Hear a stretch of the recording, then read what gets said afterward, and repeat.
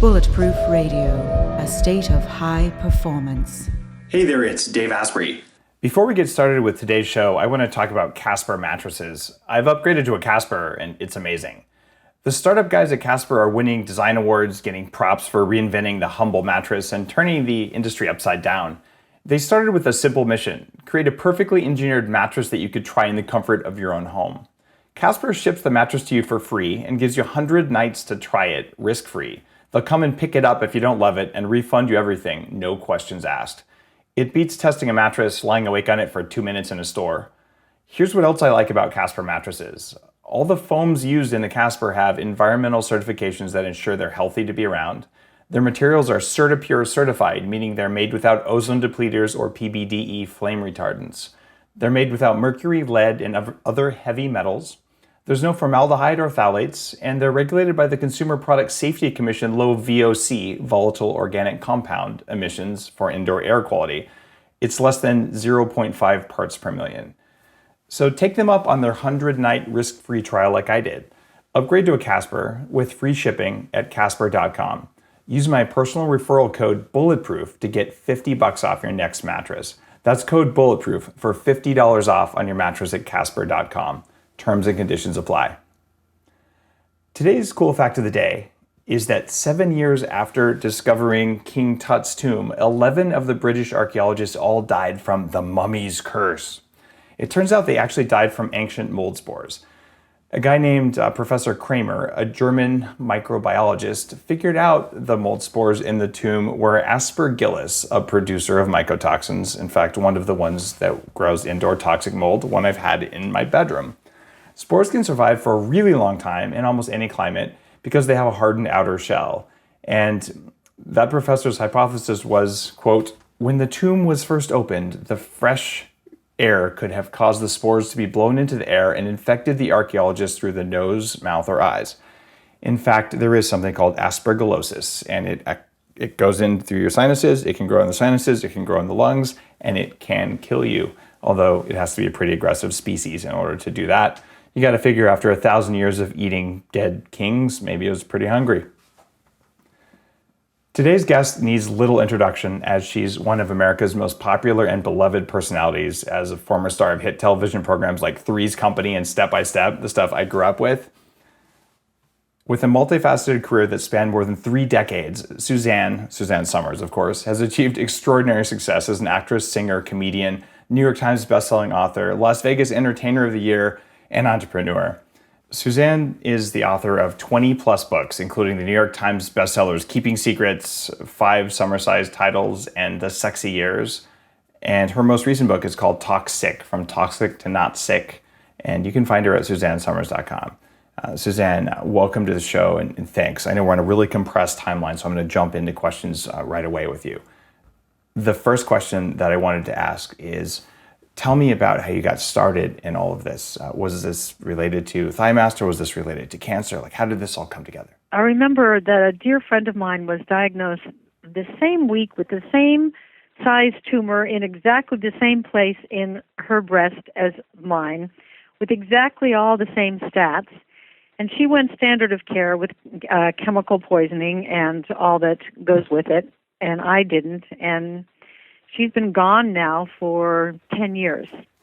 Wow. So it takes a lot of courage to refuse, because the rap in that examination room is so intense, and there's such a rush to start right away. And I am just grateful that I had whatever it was in me to say, whoa, whoa, whoa, whoa, whoa. I have to stand back and really think about this. And when I had time and got over that initial fear, it was very clear to me what choice I was going to make. Was that before or after you came out with the Thighmaster? That's a good question. I think the Thighmaster was before that. It was before that? So I was clearly into fitness and working out. And, I performed in Vegas for so many years. And at that time, right now what I do is a very more grown-up kind of sexy nightclub show. But at that time, I was doing a full-out production show, two-hour shows every night at the Las Vegas Hilton. And so I was really into exercise, but not from a standpoint of health. It was because that was what I did for a living, and I did like the effects it had on my shape. It's a pretty grueling thing, though, so that can sort of wear you out. So maybe you naturally got a little interested in just the stuff that made you able to perform at that level. Well, I know that when I was performing, I never drank alcohol. I wouldn't even drink a cup of coffee before I walked on stage because I didn't want anything to alter my chemistry in any way. And I found that after the show, when people would sit around and drink wine, I would instead have I found some tea called Sleepy Time herbal tea, and I found that would kind of calm me down and make me sleepy. And that so it was all happening organically. I wish I had known about it sooner. I really wish I had known so much sooner, or maybe I should take that back, because then I never would have gone into this arena, which gives me such pleasure and I have such passion about. But in retrospect, I now know what the signs are of breast cancer before you get breast cancer, and that is for women who are estrogen dominant, such as myself. Everybody, including most orthodox doctors, immediately say, you cannot have any more estrogen. It's estrogen that gave you the cancer, and that is exactly wrong. It's the opposite. The reason you are estrogen dominant is because you're not making enough progesterone. That's the first thing that drains out on most women. So estrogen is carcinogenic, but nature is so incredible. Nature provides progesterone, which is anti-carcinogenic. So a healthy woman makes estrogen every day of the month, and then 2 weeks of the month she makes progesterone, and that is what protects her. So I had all the signs when I look back on it of someone who was estrogen dominant, meaning I wasn't making enough progesterone. Starting to fill up, puff up. My usually slim frame was getting, all I can call it is a menopausal look, and I didn't realize it was happening to me until I would see pictures of myself in the Nashville Enquirer, and they would say things like, her suit looks snug. But I didn't know those were the signs. I didn't know that the fact that I wasn't sleeping well, and then eventually not at all, was a sign. I didn't know that my mood changes were a sign. I just figured I was one of these women that had PMS, and I hated when I felt like that. And you always act terribly when you have chemical imbalance. And all it was if there had been a knowing doctor around at that time, they would have instantly done my blood work to see where my progesterone levels were, and it would have been a simple remedy of putting back the protective components in my chemistry that could have protected me from breast cancer. So that made me want to start writing about this. And when I found bioidentical hormones, which no one had ever talked about before I started writing all the books that I wrote on hormone replacement, the only relief women could get when they were starting to decline in any of their hormones was to take synthetic hormone, which doesn't replicate nature. And I think anytime you don't replicate nature, you're going to get yourself in trouble. Plus, synthetic is a chemical molecule that is foreign to the human body. And anytime you put anything in the human body that's foreign, the body goes, what are you doing? What is that? What am I supposed to do with that? Where am I supposed to put that? So you interfere with the language. And the body has a tremendous language. It's telling us all the time everything that's wrong with us. We just go deaf on it for so long, and for many people, their whole lives, they're deaf to the language of their body. So when I lecture, I try to teach about the language. About 15 years ago, you endorsed or had some quotes in a book by Dr. Philip Lee Miller, who wrote about anti-aging. Yes. And I actually went on anti-aging bioidentical hormones about 15 years ago. I'm only 42 now. Because my testosterone was near zero. And I was actually an estrogen-dominant male because I used to be obese because I was so toxic, mostly from toxic mold, I think now in retrospect.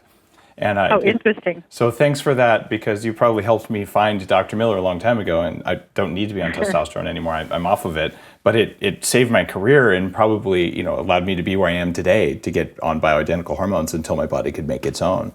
And I'm curious, cool. Did you ever hit your head as a kid, fall off a bike, fall off something on the playground, hit your head? Probably not too much. I've had a couple Daniel Amen SPECT scans. I did have all sorts of toxic mold damage to the brain. Dr. Amen said my brain looked like a heavy street drug user's brain with lots of damage, but it was all chemical damage, not physical damage. Crazy. Just to wrap up that one thought about early testosterone loss in men, and it happens in 20s and 30s, and nobody ever recognizes it for what it was or what it is. You luckily found yourself a doctor who understood. When you hit your head as a kid, which most every kid does, you jostle the pituitary, and when you jostle the pituitary, which is in the brain, there's the hypothalamus, pituitary, adrenal axis. When that gets jostled, the signaling stops operating and functioning at optimum. And so the signaling to the thyroid to produce sufficient testosterone hormone or estrogen hormone or progesterone hormone or DHEA or pregnenolone or any of them, then you start having the language of the body, which is obesity or inability to sleep or no libido or no energy or a lack of zest for life, because hormones are the juice of youth. And that's the reason we want to keep optimal levels going throughout our entire life, because they're extending our lives so long. You're so knowledgeable, Suzanne. The pituitary there is the seat of so many hormones. It turns out I didn't probably jostle my pituitary, but there's an autoimmune pituitary problem you get from breathing toxic mold. And I grew up in a basement. I had nosebleeds all the time. It was a water-damaged basement. And the odds are that that's what happened, is that my immune system started attacking my pituitary gland, and I have since reversed that, so my immune system doesn't do that anymore, and that's why my hormones all came back online. Isn't that incredible? Right? So few people are able to completely recover from mold exposure. I remember when I was writing Tox-Sick, I was talking to Dr. Shoemaker, and I said, "What about Sandy Hook with all that flooding?" And he said, they think their problem are their wet basements. He said their problems haven't even begun yet. Yeah. As it was in our house, after our house burned down, we moved into this beautiful rented house up on the hill in Malibu. It was so beautiful, I wanted to buy it. I liked it better than the house that burned down. And I didn't know that in an unfinished room downstairs there was standing water. Oh, no. And it was like the Little Shop of Horrors. The Stachybotrys, which is the worst kind of black mold, worked its way into the drywall, worked its way up into the air conditioning ducts and the heating vents, and we were breathing it, exercising in it, living in it. And the first thing I noticed was my husband, who is so healthy. This guy eats fruit and nuts and vegetables, and he has his whole life. He gravitates towards it. He's just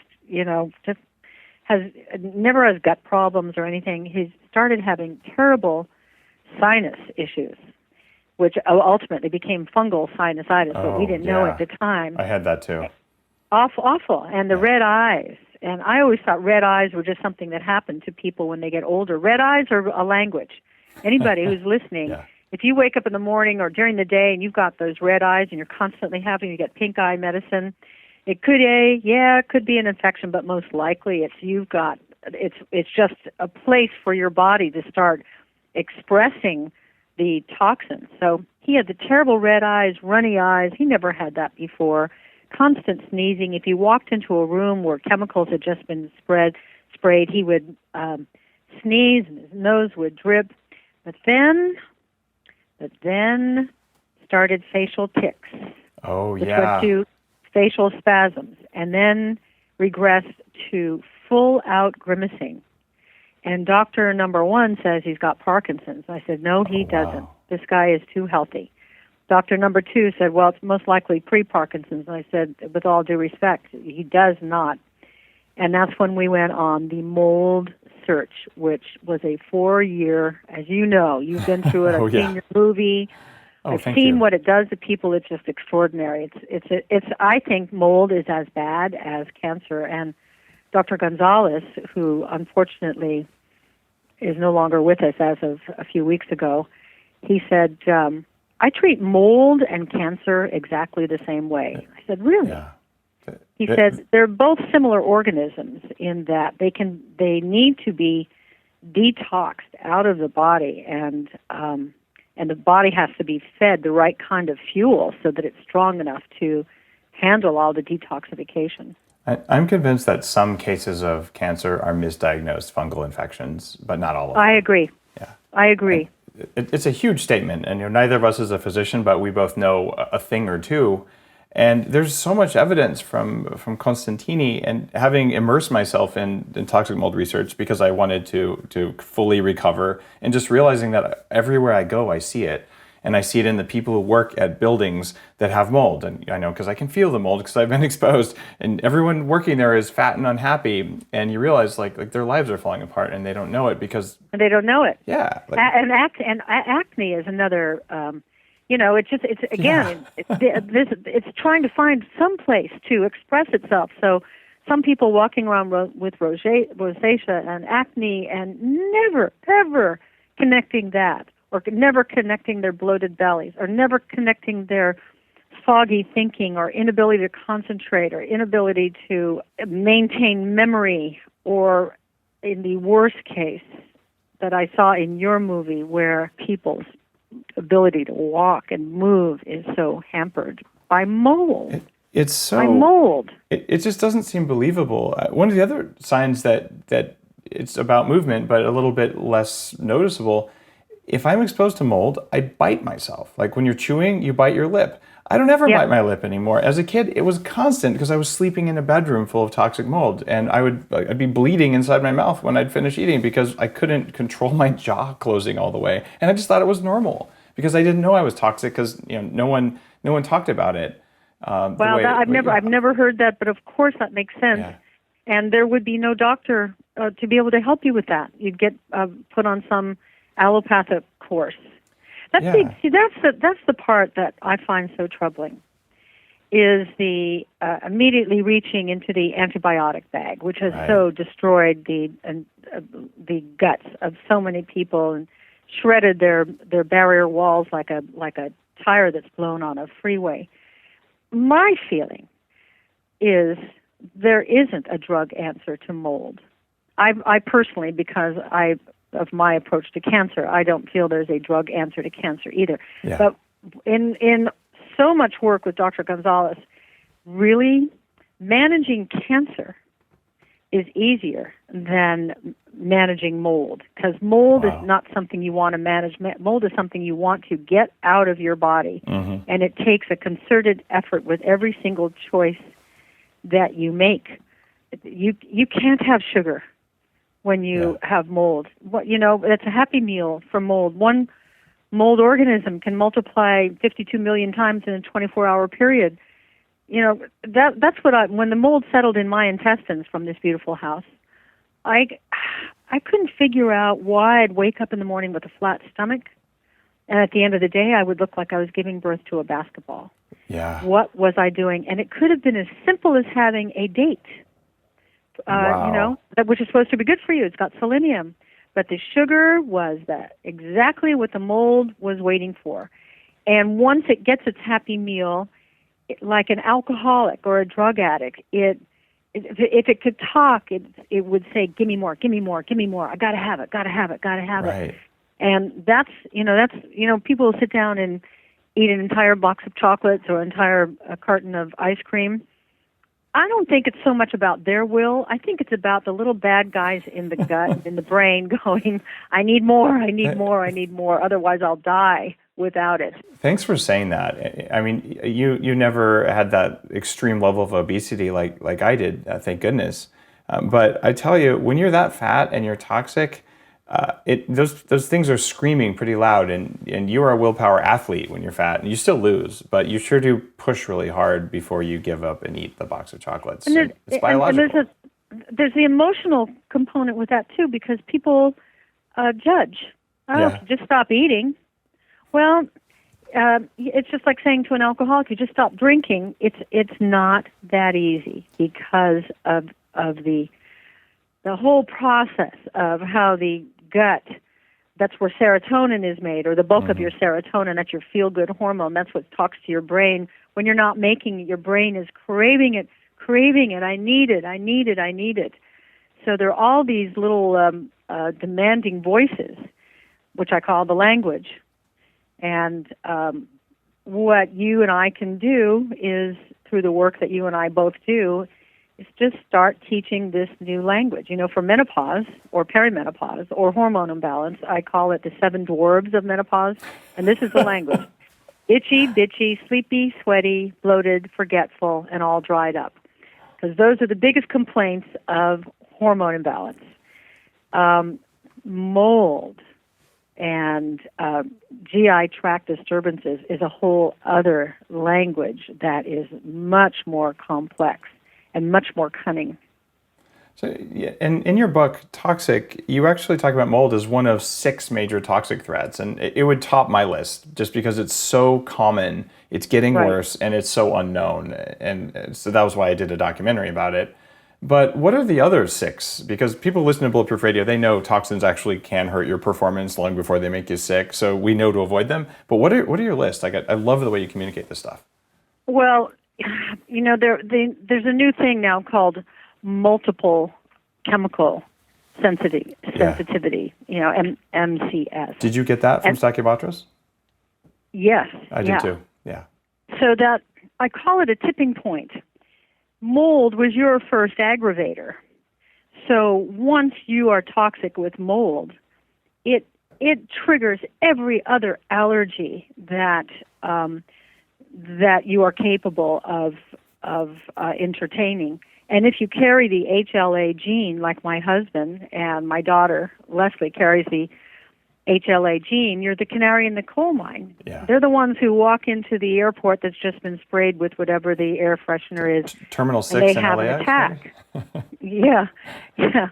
So it's like, what's your tipping point?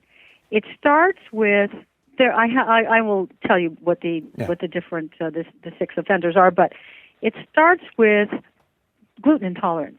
I'll just talk about gluten intolerance. Well, gluten intolerance is a language. Gluten intolerance is that your toxic burden is so high that now eating gluten, which has been engineered now, there used to be 80 different strains of wheat and it's been engineered down to 5, and the gluten is off the charts. Now, some people, though, can handle it. But most people can't anymore because they're spraying their house with pesticides. They're eating non-organic food. They're using skincare that is loaded with chemicals, which, by the way, not to be self-serving, but my company makes the most incredible, I don't know if Leslie gave you any of our organic toxic-free skincare, hair care, she makeup. Did. Suzanne, you have really high integrity. Your products are really good. And I would challenge anyone to disprove that. Like you really, you get it. And when people get it, they make exactly what you make. So a full endorsement there. Thank you. Well, if they want to look into what it is, go to SuzanneSomers.com. But to me, it was essential because watching my husband be not only allergic to what we didn't realize at first was the mold, but any air spray, any food that was non-organic, the toxic burden builds to the point where there's one last thing that throws you over the top. And for him, it was the mold. He was gluten intolerant, but didn't realize that for many years, and always had stomach problems, but didn't ever connect gluten or wheat with these stomach problems he had, which is, terrible constipation and gas. And people just look at constipation as gas as an unpleasant occurrence, but it's another one of the languages. If you're constipated and you have gas, there's something wrong. The machinery's not operating at optimum, and the gut is the second brain, and there's a complete connection, as you know, because you experienced it from the gut to the brain. So there's one other phenomena out there, which is cesarean births. And I actually put this together myself, but I was reading in Dr. Perlmutter's new book yesterday, and there was something there that said, were you born cesarean? So I have a feeling that he's onto it, but here's why. Yeah, I interviewed him this morning for Bulletproof Radio. He's awesome. And we talked about that. How funny, you just read my mind, but yeah. How interesting, and I had not seen it. I thought I was the only one writing about it, and I opened it up, and there it was. For the people who are wondering what we're talking about, when you're born cesarean, and there are 1 million children a year in our country, just in our country, born cesarean. A lot of it is for convenience.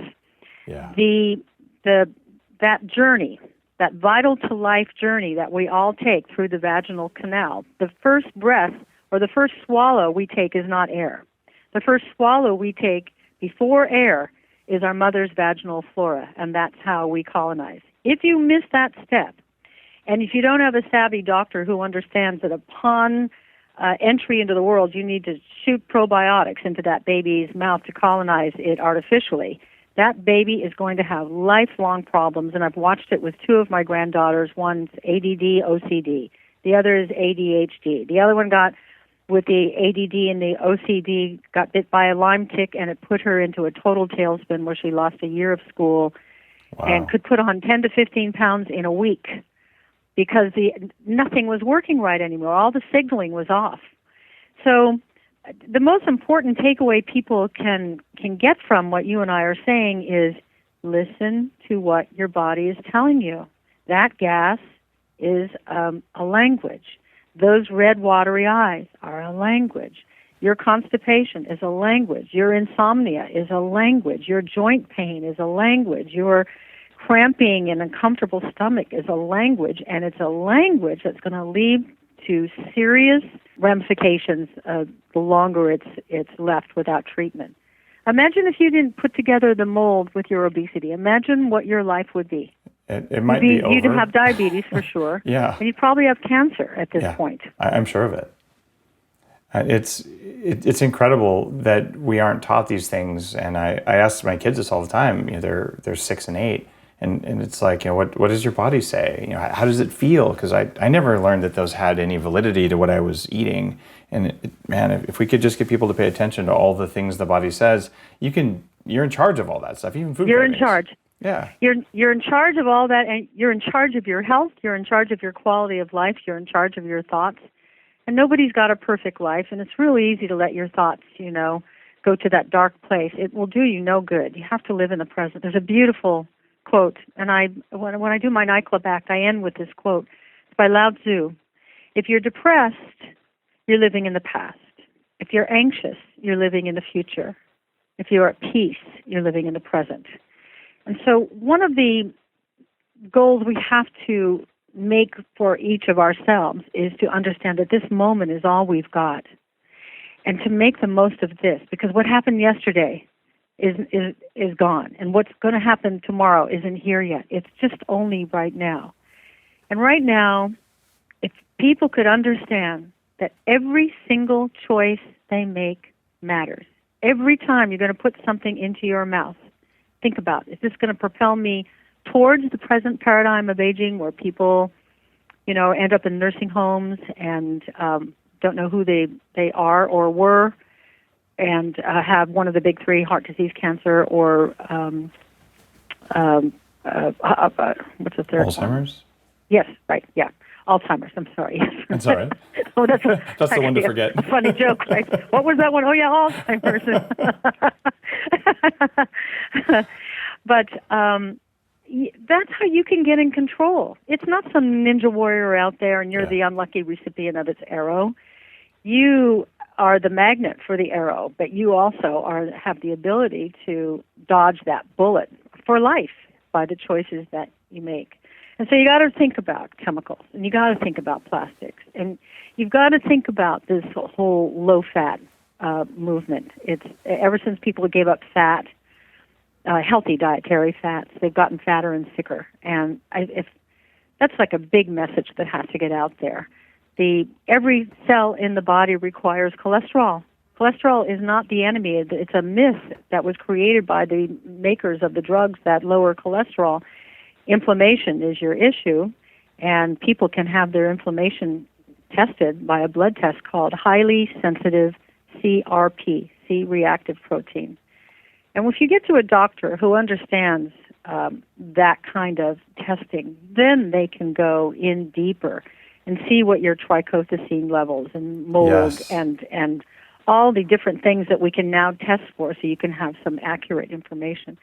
there's a whole consortium of doctors called foreverhealth.com, and the common bond with the doctors who've joined this consortium is this is the work they're all doing so that people have a place. Well, what kind of doctor do I go to? My regular doctor doesn't get it, right?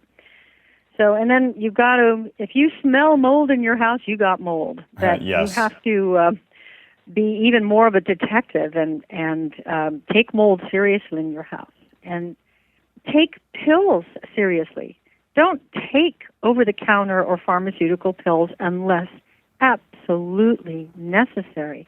If there's a natural way to do it, and in most cases there are. I know when I had my amazing stem cell breast regrowth, the breast that was taken in cancer, I was the first woman in the United States to have my breast regrown using my own stem cells. Wow.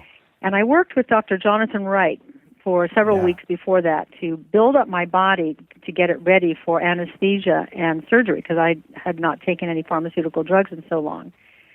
I did need to take a pharmaceutical anesthetic. Thank God that existed, and that's where it's a godsend. But I never took any painkiller after. I took a natural herb called white willow, which is what aspirin is made from. So there are many ways around the whole drug thing, and the fewer drugs you take, the better the news is for your brain. And then really take genetically modified food seriously. They're not going to label it. The DARK Act has been passed, which means they do not have to label genetically modified foods. So my rule of thumb is if it's not organic, it's most likely genetically modified. And anybody who wants to know what GMO foods do inside your body, there's an incredible film called Genetic Roulette. I'm sure you've seen it. Yep. Where it explains that GMO foods create a little insecticide factory in your intestines that starts a life of problems. So take GMO seriously. And then the last toxic threat that I talk about in my book, Tox-Sick, is electromagnetic fields. Most people go, what's that? Well, for instance, in California, when I was a kid, the electric company meter man would show up, and he'd ring the doorbell. Just here to read the meter. Oh, no problem. Go do it. Well, now they are installing new meters called smart meters. Yes. Which eliminates the need for the meter man. And by the way, it also allows them to peek in on you in a way that I find gives me the shudders a little bit, taking away a little bit of my personal freedom and my right to privacy. They know when you're home, they know when your lights are on, they know, et cetera, et cetera. But that's probably the minimal part of EMF. This smart meter creates like an electromagnetic field over your entire house.